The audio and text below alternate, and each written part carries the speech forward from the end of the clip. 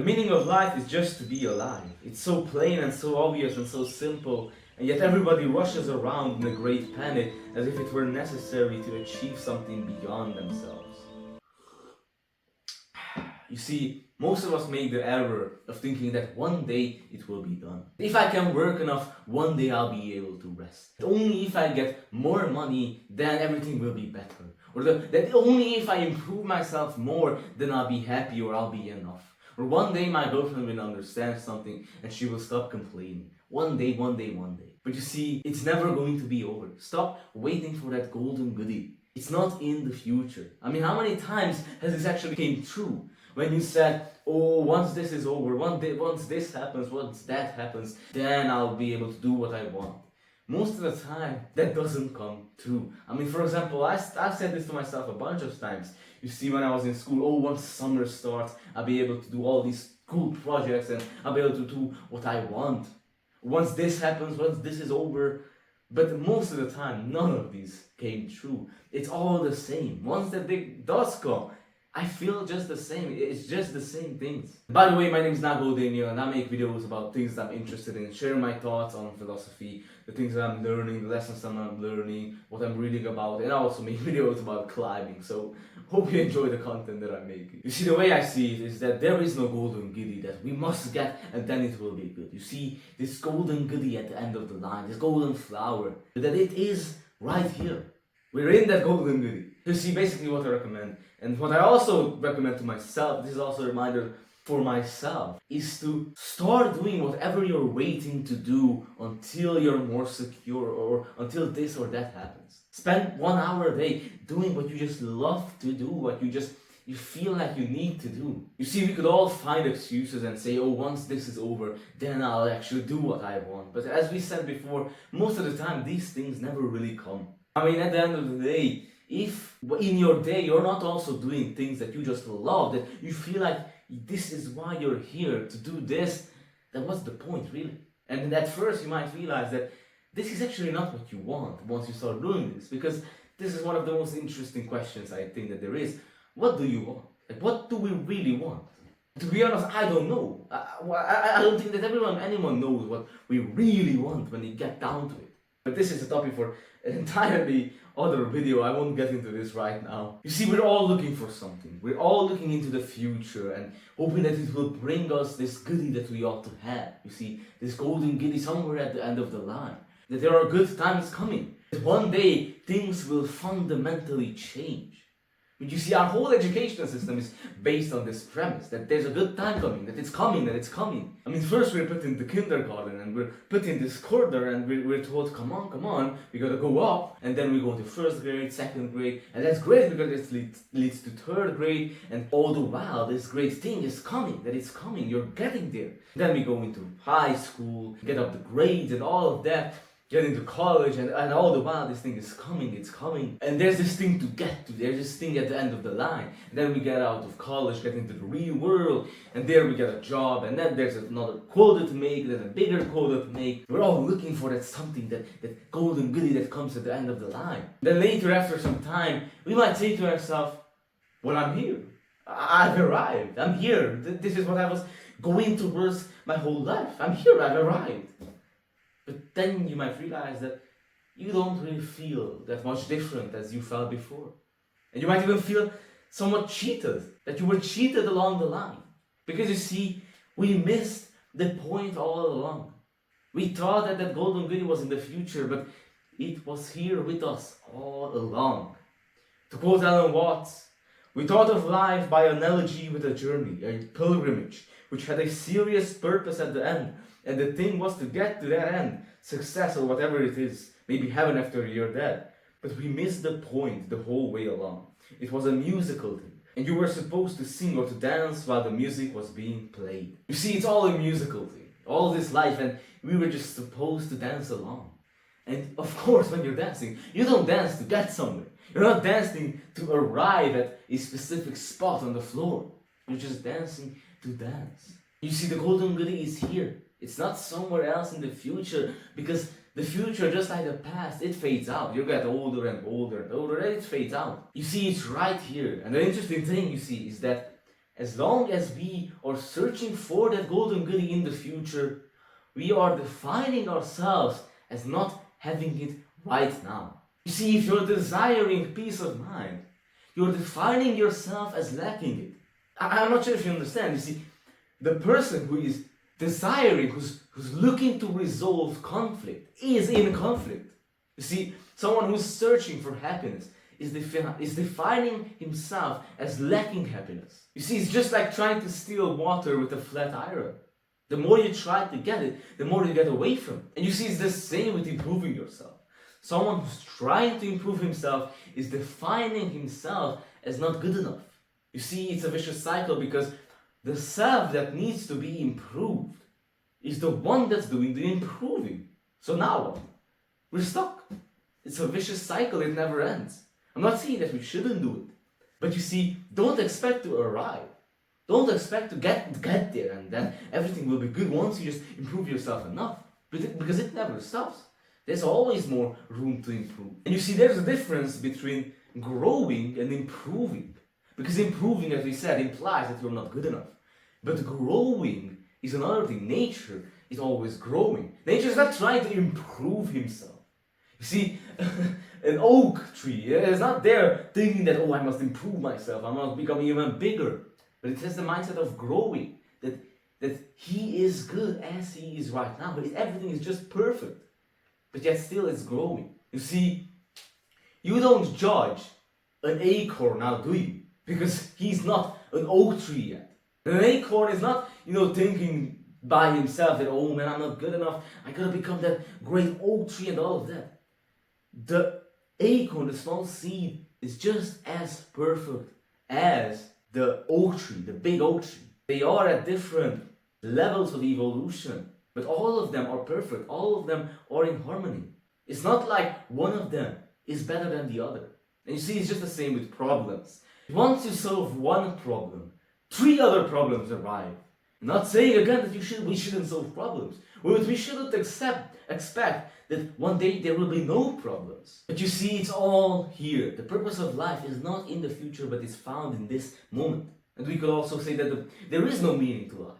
Or that the meaning of life is just life, it's just to be alive. Because what do we mean by meaning? The sense of meaning is that it points to something. The meaning of the word cup, the sound, cup, it's this thing, it's this object. The word cup points to something else beyond itself, and thus it has a meaning. Now, what does life mean? What does it point to? What does it refer to? What does this moment refer to? What do rocks mean? What's the meaning of a tree? What's the meaning of a mountain? Or are they going anywhere? Do they have some kind of purpose in mind? The clouds? All the stars and galaxies, are they pointing to something beyond themselves?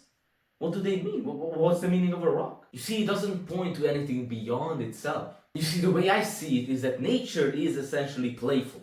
That it has this kind of nonsense element to it. You see, because if you didn't have any nonsense, if you didn't have any chaos, then you wouldn't know what you mean by order. You don't know what you mean by sense if you don't have nonsense. They both need each other. You see, the way I see it is that it's all like a dance. It's all like a musical play. There's a dance of the trees, the dance of the clouds, the playing of the stars. You see, the mountains are going like this, like whoop, whoop, whoop, whoop. The mountains go like that. And the flowers are like going like this, and they go on like a great firework. And there's also, of course, there's also the human game, the dance of the humans. With all our, transportation, with our economics and all that jazz and all that complicated stuff. That's the human game. And this is the point of view of the Joker. You see, he looks at all of these social constitutions and all of life as a game, but not as a trivial game. But you see, this is only one perspective to look at life. You see, there are all sorts of ways that you could look at life. I mean, for example, there is the engineering view that you see survival is a very important thing, that we must survive. And every creature's whole purpose is to survive and stay alive. And we have all sorts of mechanisms to do that. You see, when the bird is chirping, the bird is just out there on the tree going like tweet, tweet. Then the engineering view goes there and says, oh, you see, It's a defense mechanism. It's a mating call. It's trying to stay alive and then reproduce. While the playful view of the universe says that bird is just having a ball. I mean, he's just singing. He's just enjoying himself. He's not doing it to get somewhere. He's just singing just to sing. And that the universe is a great celebration of energy. That all the galaxies out there are great fireworks to celebrate. But you see, there's also the view of the universe as a great masterpiece that was put together by this great architect, by different pieces. And it was put together. Or there's also the view of the universe as an organism. That everything depends on everything else. And it all grows from the inside. Or there's also the view of the universe as there's also the dramatic view. This is the view of the Hindus, the dramatic view.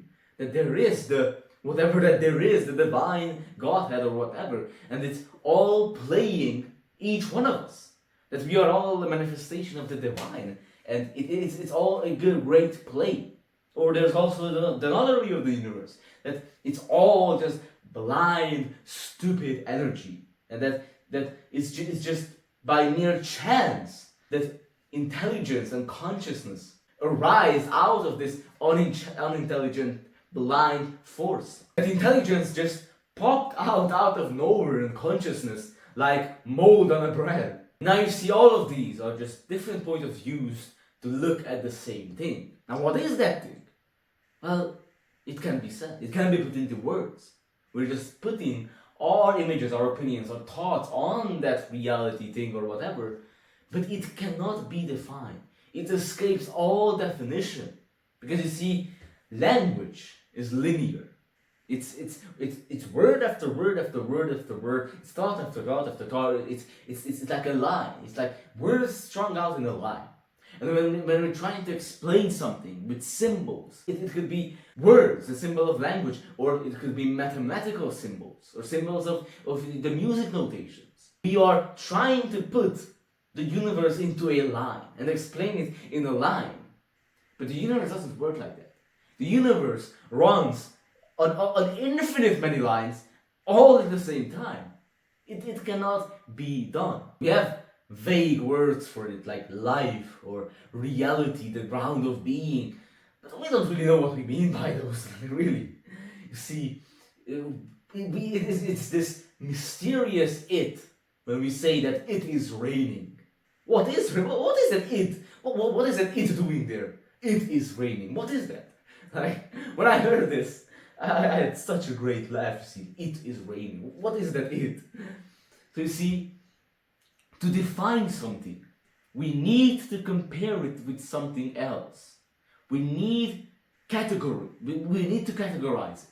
But that basic whatever that there is, it cannot be put into a box and said that it's black or white, it's temporal or eternal, or it's long or short. Because to do that, you need to compare it with something else. But when you're trying to talk about the basic thing, the basic whatever that there is, everything, then what will you compare it to? You see, any category that you choose is inadequate, but it's absolutely fundamental. It's basic to every experience. And you see also the same question is, what is the nature of consciousness? And no one knows. No one can answer that. Because we can't isolate it. Consciousness is common to all experience. You can't tell me an experience that you had that when you weren't conscious. You see, because we can't isolate it, nothing can be said about it. You see, for something for which we cannot see a limit for, we cannot say anything about it. We don't notice it. So you see, nothing can be really said about it. It's taken for granted, but it's absolutely basic to all experience. But you see, what's important is to realize that you are it. That basic whatever that there is, the basic fabric of the universe, you're it, you're that. I mean, what else could you be? You're not something separate, cut off from the rest of the universe. I mean, this is what you find in almost every Eastern religion or philosophy. All sorts of places you find this idea that the illusion of a separate self, the illusion of the ego, this is everywhere. Because You're not separate. You're also it. You're just as an expression of nature as a tree is. Just in the same way as a tree apples, the universe peoples. You see, we even have this in our common saying that, you see, we come into this world. But in reality, we come out of it, we grow out of it. But now we got quite off topic here. I mean, what were we even talking about? Yeah, we were talking about that golden goodie that it never comes. Well, yeah, it never comes. You see, the golden goodie is right here. I mean, where else could it be? There is only this moment. There's nothing else. There is no future. There is no past. It's only abstractions in our minds. I mean, they do have some reality to them in our thoughts. But you can't be conscious of the future now, can you? The only thing that you can be conscious of it's this moment. But yeah, I think this was enough for this video. So hope you enjoyed it. If you have any thoughts, any other thoughts, you can share them in the comments. Very interested to read those. You can ask any question also in the comments, and if you're interested, I'm doing free one-on-one calls. You can send me an email, we'll arrange a video call, you can chat, you can ask me anything that you want. So thank you for being here, thank you for watching this video, hope you enjoyed, hope you had a great day. If you like this video, there's a bunch of other videos on my channel, go check them out, or do whatever you want, I don't really care. So thank you for being here, have a great day, and goodbye.